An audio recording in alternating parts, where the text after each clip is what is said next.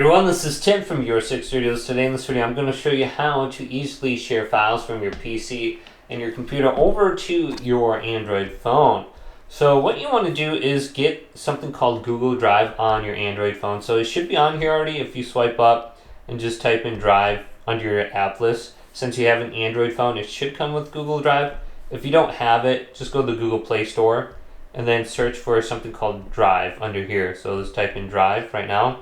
And it should have Google Drive on the top. Just open this up and you should log in now with your Google account, and we can go back and we can see everything on here. You might have some files already on here, so you can see your computer and then my drive right here, and I think I have some photos on here or something.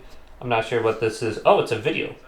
Okay, so I have a video on here. So all you have to do is upload something to Google Drive from your phone or your PC. Is go to the plus icon and then go to upload, and then find a document. So you can search by image, audio, documents right here, large files, etc. So I'm just going to do a photo. So let's do this screenshot.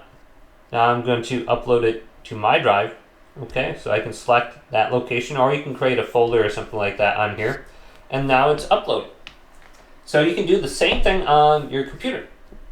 So just go on over to, you probably have Google Chrome on your computer, and then just go to google.com. That's probably the easiest way to do this. Otherwise, I'll show you the direct URL. So here's google.com. Looks like I'm already searching there. So you can just type in Google Drive now. And here is the direct URL. If we scroll on down, is drive.google.com. Drive.google.com. And we can go directly here. So I can visit the site. So let me back up. So if you're on your computer, you just go here. Now it's going to open up the application for me, but it's the same process.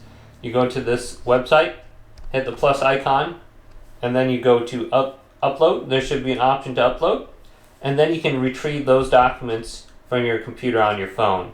So it makes it very easy to do. So hopefully this video did indeed help you out.